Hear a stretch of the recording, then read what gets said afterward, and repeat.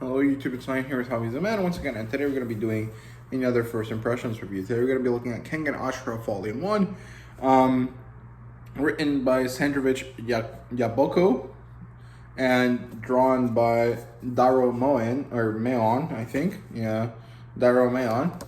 And this is Volume 1, this is from Spain. It's published by Ibrea, as you guys can see right there and right there. This way. There you go. That's what that looks like there. Here's the back of it. And the graphic is shonen. I thought it was a seinen, but whatever. And the genres are martial arts, and that's basically it. There's an element of like fantasy to it, but it's not like fantasy in the like dragons and witches kind of way, but more in the this wouldn't really happen ever kind of way. And it does have an Netflix adaptation, so there you go. But before I get into the premise and the talking point, let me show you the full, spectrum of all the stuff that this comes with. So it doesn't really come with anything, but there's certain details that are different from an American volume that I want to showcase. So first of all, there you go, that's what it looks like. And the very kind of most interesting thing that I noticed here is that it tells you how many books there are going to be in a series. Now, of course, it doesn't really work when it's things that are coming out that are brand new, but it does work really well for books that are already finished or for series that are already finished. There you go, that's what that looks like. It's a full image. You get to see this character, I can't remember his name, and his shoulders. And over here, more blood splatter kind of stuff. The front page doesn't show you anything, or the front flap. And the back flap has some information from the author and the artist. And what it says is, Sandrovich Yaboko says, do you guys like battle manga? I like them a lot, and I like them so much that I made Kengan Ashura, which has a story that centers around an intense combat and fist fighting. And I hope you like it. That's what Sandrovich says. And Dairo Mayon says something along the lines of, while I drew and made videos on the internet, barely or like almost without noticing, I ended up making a manga on paper. And this is the first time I work on a story written by someone else, and it's also my first battle manga. I hope you guys like it, which is really cool. I really like that. I really think it's a nice little touch there to have these mangaka share their opinions there like that. And we get to see that it's an original design. This cover is designed by a specific person that it says right there. It's Akira Sasaki. And yeah, that's what this looks like. That's all there is to that. The inside is kind of interesting because it's pink.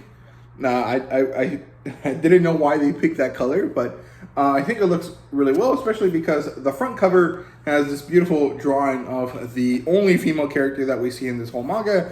And it says, thank you very much for buying the first volume. And the male character back here, which is the secondary character in the story, is saying everything for the Nogi editorial or the Nogi publisher, Akiyama. So he's telling her that, she's got to do this for the publisher, which is kind of sleazy, but it works. And then in the back here, we get this cool little character diorama. It has Kengan Ashura, and it has a score, some time, and it's kind of like a fighting game. And you get to see all of the characters. We got Kazuo, which is the old guy. He's the secondary character. We've got Oma, which is the main character. And we got a bunch of his, adversaries over here. And I think we get to see Akiyama, which is the woman on the front cover. And his boss. I guess his boss doesn't show up. Well, no, his boss does show up. It's back here.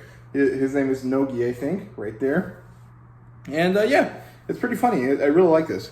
Other than that, it doesn't have any color pages, which is kind of a shame. I would have really liked some. I think this in like a brown red would have been really nice.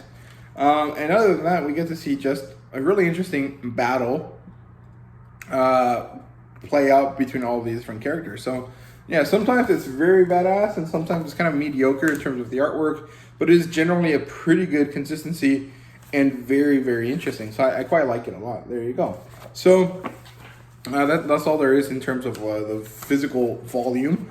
Let's talk about the premise of the story. So basically, it kind of deals with this idea that commercial warfare, the battle for more money with all of these companies, is fought in the shadows, in this underground kind of like secret society kind of thing, which ends up in death battles, which are the Kengan matches, the Kengan fights. And we follow Onma, the main character here, as he fights in these Kengan matches, and it's very, very interesting. First, we get introduced to the main observer character, Kazuo. He's the kind of the character who's telling us the story, but also the character that gets to learn about these things so that we, the reader, can learn through them, which is very interesting. I always like characters like that. And then we get to see that, there's this shadow organization, this Kengan match thing.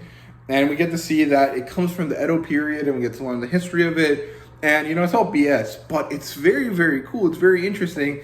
And it actually ends up being a pretty reasonable reason for why they're having these battles that are kind of like overseen by the heads of companies. And I think it's really cool. I think it worked well. I also really like the fighting in this manga because it doesn't kind of overuse like motion lines or like, hatching and cross-hatching in order to convey motion. It kind of keeps it very, very clean. You get to see when the character is going to move it to punch.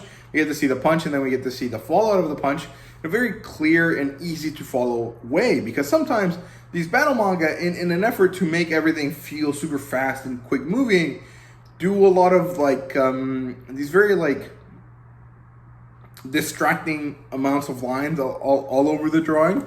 And it kind of bothers me because it makes everything look less interesting. It makes it harder to understand what exactly is going on.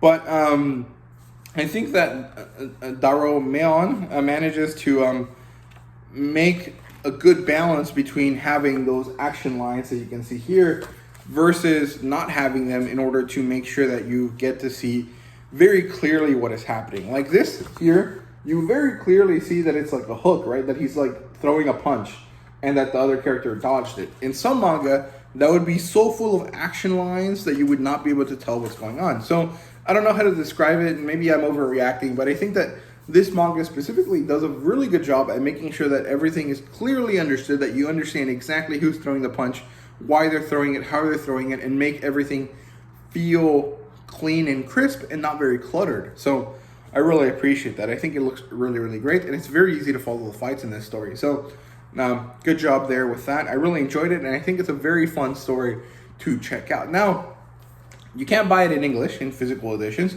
However, I've seen that there is a digital website that you can go that has this manga on it. It's called comickey.com. It seems to be legit. I don't know. It kind of has a design that makes it seem very sketchy, like the way the interface is set up just looks really weird. Like it looks like a very shitty website, but it seems to be legit, and it's one of those like pay per chapter type situations.